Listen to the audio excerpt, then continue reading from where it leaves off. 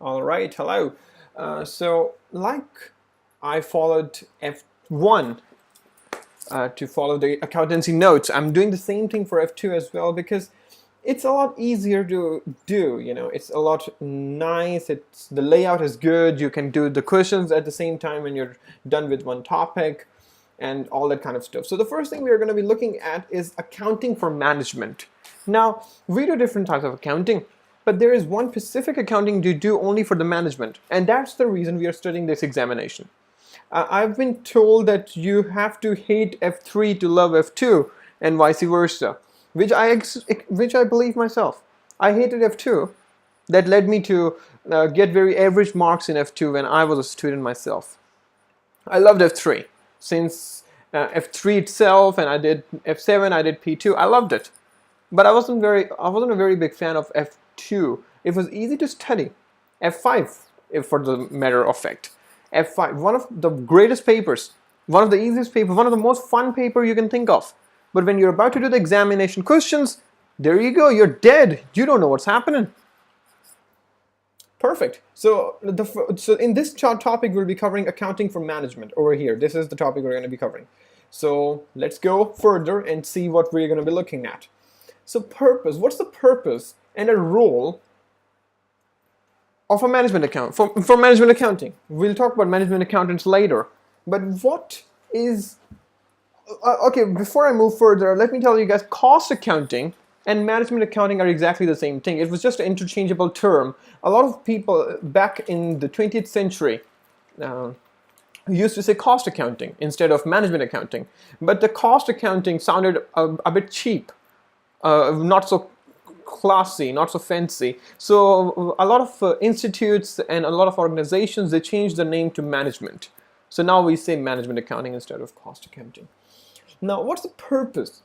The main purpose of management accounting is to give information, is to provide financial information to the managers. Now, let's say you are working in a very big company. Let's say you're working in, I don't know, if you're working in Apple, just the first thing came into my mind. You're working in Apple and you have a manager. You have a divisional manager.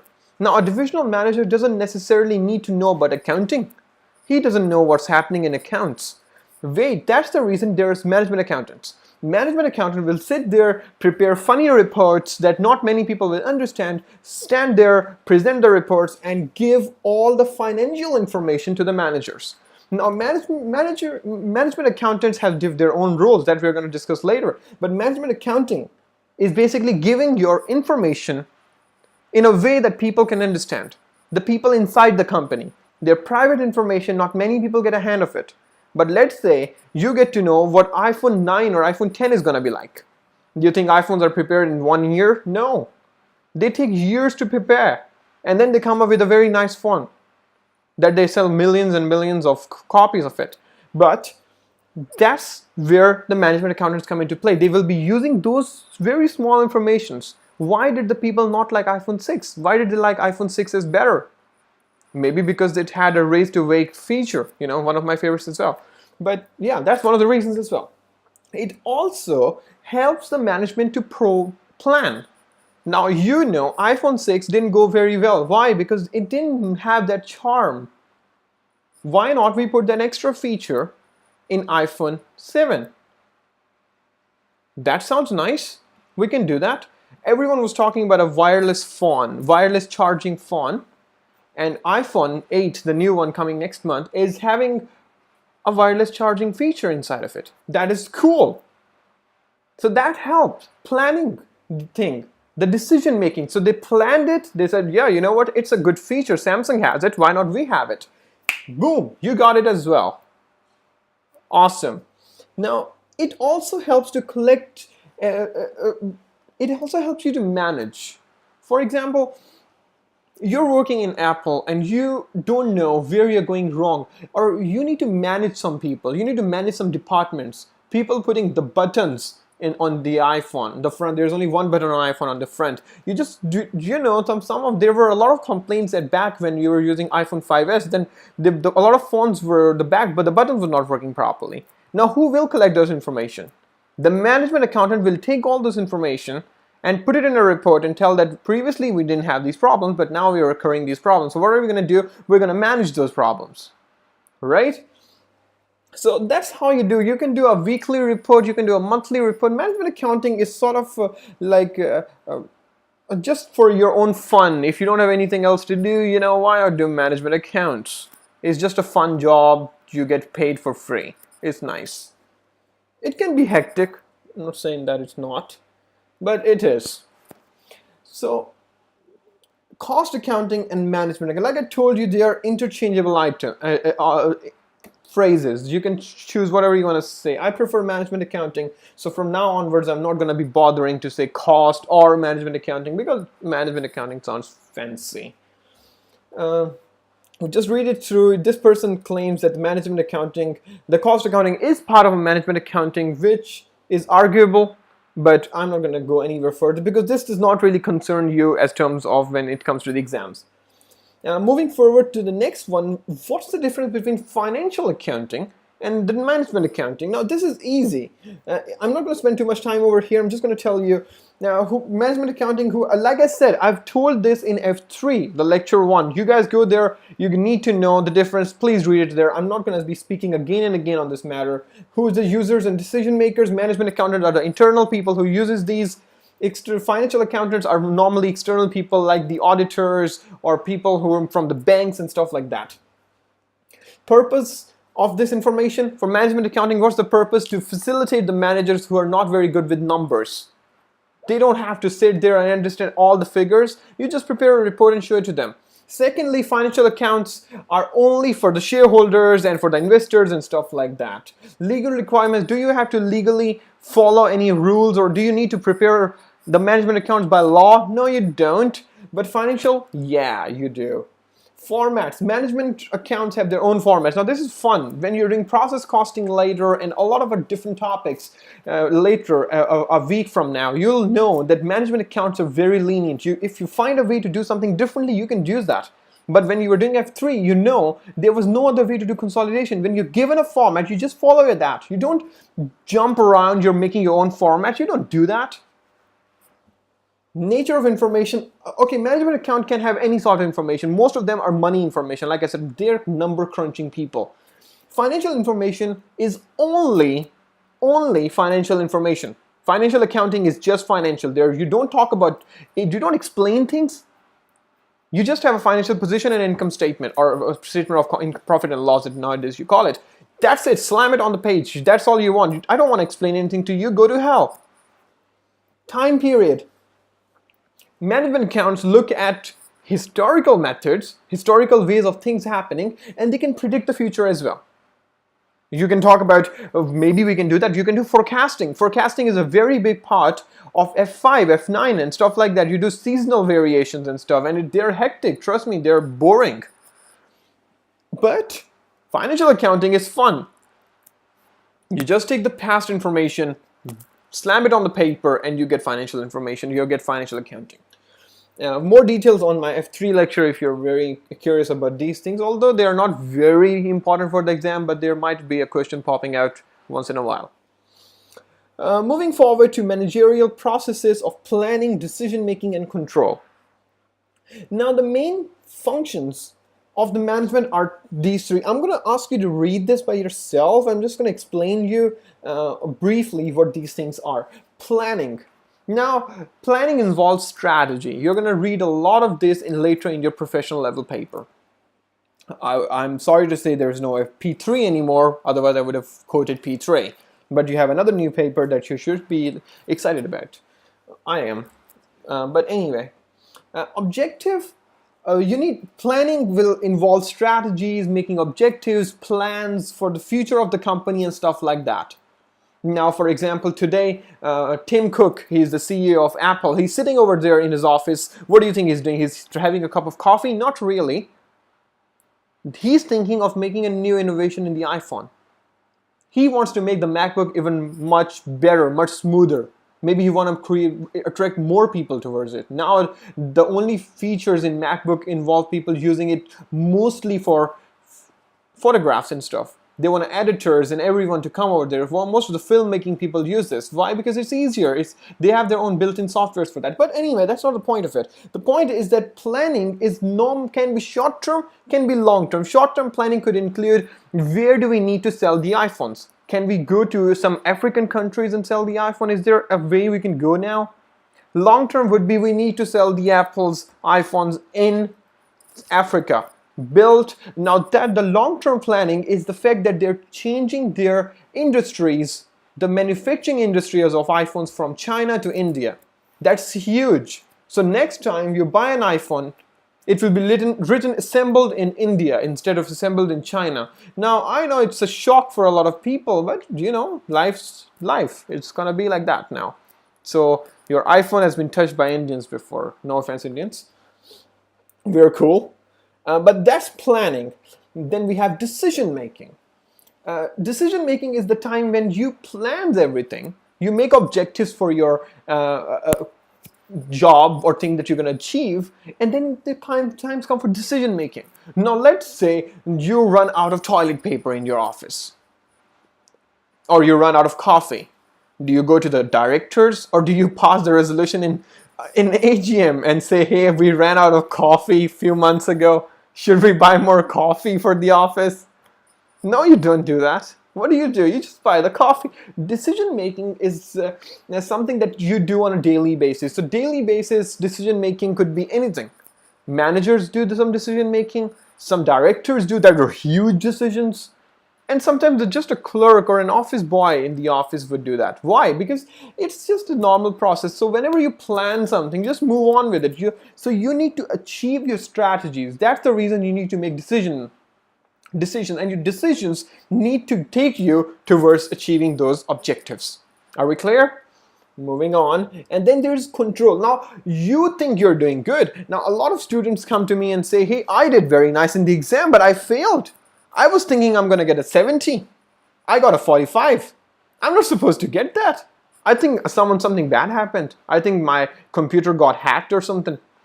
No, it didn't. You think you were doing right. You planned. What did you plan? You planned to pass the paper. You made decisions to pass the paper by studying from different various courses and stuff like that. Then what happened?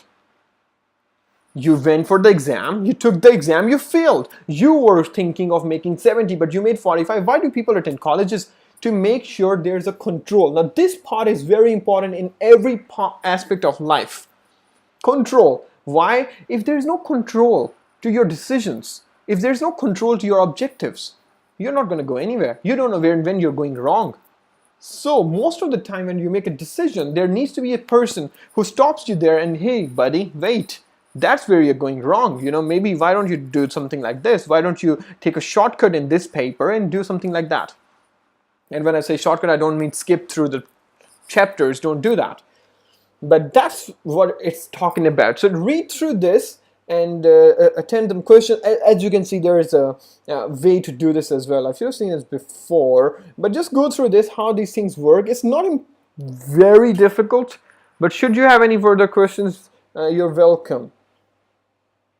Moving on, strategic, tactical, and operational planning. Now this is easy. This is not bad. Now I'll start with operational. All right.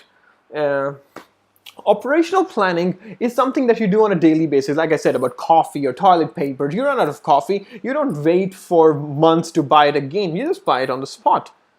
There's a client sitting over there and you can decide, and you ask the client, do you want to drink coffee or do you want to take any juice? And he says, it's whatever you like. And you just sit there, you call for a meeting, all the managers of all the departments, hi, yeah, we have a client, he cannot decide what to drink, can we decide for him? You don't do that, you just buy it on the spot. That's a day-to-day basis, you just keep doing it. They're very petty, they don't matter to anybody. And it could be stock. You want to buy a stock, a supervisor can decide on that matter, right? So let him do his work. It's a day-to-day basis. Tactical planning is the time when managers come to the picture. It's something that happens within months. It could happen in 3 months, 6 months, 12 months. Let's say you want to change your supplier for your purchases of whatever supplies you're getting for your items, your inventory. Now what would happen? This is important decision. You can't just think, oh, okay, I don't like this guy's name, just change to someone else who sounds way cooler. No, you can't do that. What would you do? You would decide, you would sit in a meeting, you would say, okay, what's the problem with the current supplier? He doesn't provide good quality, or he's charging more nowadays. Let's talk about other people. You'll have more memorandums, you'll talk about these things. Then finally you'll come to a decision that, okay, fine, we'll stick to this person, or we'll try and change to a new person. That's tactical decision that you'll do not just for today. When you do it, you have to stick for it for a very long time. Could be a year, could be 2. Then there is strategic planning, where directors or in AGMs you discuss these kind of things, where directors, shareholders, and all these kind of important people come into play. They'll talk about the company. They won't say, the shareholders will come and say, hey, one time I came to the office and I realized you guys didn't have coffee. They won't talk about these things. They're rich people, plus they don't really care. They'll talk about, what are we going to be in 5 years? Can we be the biggest company in 5 years? Do you think Microsoft is just sitting there without Bill Gates and saying, never mind, Bill Gates has left, now we don't have anything to do? No. They're thinking, hey, by the time it's 2022, we are going to be better than Apple. At least in some aspect. Maybe we'll have a Windows 15 by that time that will be better. I don't know. They can think of a lot of things. That's up to them. So that's strategic planning. You have to decide for 5 to 10 years, long period of time. That's strategic planning. Very simple. Just read through these things if you have any problems. And there are some examples written over here if you really want to go through these. Moving forward, we have data versus information. Now this is easy. This is very easy. I'm not even going to spend more than 2 minutes over here. You get a data. You process the data. It becomes information. How does that happen? You get a lot of receipts. You process them. That means you read through them, you write them down, you prepare ledgers. At the end of the day, what do you get? Accounts. That's a very classic example of data turning into information. Now, what's data? Raw data. It's a raw information. You process it, you cook it. When you cook it, it becomes information. It becomes a delicious information that you want to eat up. Or you want to put something on it and eat. It depends on you. But yeah, you get the idea. So just read through this. If you have any problems with that, just let me know. There could be 3 types of information. Financial information, that could, like I told you in my example, there could be non-financial information, meaning that since we're talking about mobile phones, we'll just talk about phones. You just introduced a new phone in the market and you realize there's something wrong with the phone. Note 7 of the Samsung Galaxy series is a classic example of that. The phone started exploding whenever there's 100 clicked on the phone. Whenever it was charged, it will overcharge and the phone will explode. Sometimes people were charging by power bank, and there were some funny stories. They were charging and it was in their pocket, and when it blasted, their pants got ripped off. Their skins got ripped. It was funny. I'm sorry to those people who had to face these issues, but it's still funny. It's non-financial. You don't get money to get this information. You just see it in the news and you're like, oh shit, man, what did I do? We just screwed it up. They called off everything back. It was a huge loss for Samsung. And then there's a combination of financial and non-financial information. What's the classic example of that? I'm going to pause for 2 seconds for you to think. All right, I think you guys got it. I think you guys are shouting at your screens right now and saying, hey dude, that's the answer. It's called a financial report. It's called an audit report that's released once a year. It has a director's report, it has a CEO's report, it has accounts inside of it, it has audited statements, it has notes to the financial statement, it has tons of data. That's a financial report, and it's information to the people who care about those things. And it's a combination of financial and non-financial. Simple as that. Moving on. This is easy stuff, guys. Don't spend too much time on it. Seriously. Okay, I loved it. When I was studying for it, my teacher told me this. I was so impressed with him. I thought he created that himself, but he didn't. So, go loser. But fine, never mind. He claimed that it was his, all right. So, don't blame me for being a bit harsh on that guy. He deserves it. But there are good attributes to information. That's called accurate. Now, ironically, accurate's first A stands for accurate. Yeah, accurate is a mnemonic. And the first thing of A is accurate. The information needs to be accurate. So whatever you give, you can't just go there and say, you know, I think the company is going to make a loss of, I don't know, 5 to 10 million. No, that's not an accurate information. How do you know? How are you judging your information by that? But yeah, you could bring a calculation and show, hey, look at this. I think there's something wrong over here. And this is an accurate. Or you're a trainee, your friend is a trainee, you're working in an audit firm, you're supposed to calculate depreciation. And your friend made a mistake. And he's going to present it to the audit senior or the supervisor or whoever is the person in charge. You looked into it and you're like, hey dude, I think there's a mistake you made over there. Why not we check that? You check the mistake, you find it. That's accurate information being provided to the supervisor. Now that guy doesn't have much time to read through all that. Moving on, the information needs to be complete. How the information would be complete? You'll be like, okay, talk about this. There are a lot of assets. You're tired of calculating depreciation. What do? You do half first and you'll do half later. You said tomorrow I'll do the rest. I'll give this one to the supervisor first. No, you can't do that. You need to give full and complete information, right? The third letter, C, stands for cost effective. Now, if you want to propose to the company to change their suppliers or do the way the business they're doing differently, it needs to be cost effective. Or if you're based in a manner that they say, dude, find out why the Note 7s are exploding. And you say, okay, I need $5 million to find out. No, that's not happening. Why? Because it's not cost effective. Maybe they're losing 3 million itself, but they'll pay you 5 million to find out what they're losing. It's not worth it. So you just stop over there. It needs to be understandable. It doesn't have to be gibberish that you'll just go there and say blah, blah, blah, blah, blah. No. What do? You make it understandable. You make it easier for people to understand it. Now, people like financial accountants and lawyers, they make it very difficult for other people to understand their professional terms, the things they use, especially lawyers. They'll purposely do this, to take your money. They'll make everything sound so difficult that you'll be like, what? You have my money, please help me out. But you need to make things easier. Management accountants, we are stupid people. We make things easier for everybody. That's why we are poor. Relevant. The information needs to be relevant. You go there to the manager's office and before you give the information about something, you start talking about his personal life, your personal life, and you waste about 3 hours. And then you tell, oh, do you know what? There was a fire in the backyard. I think the building is just going to blow up anytime. And that's it. Boom. The building exploded. And then it needs to be accessible. You say, hey, I found something on the internet that claims that our business is going down. Later, it's not fine. You can't find it. You just, oh, maybe it was a dream. I think I need to take coffee.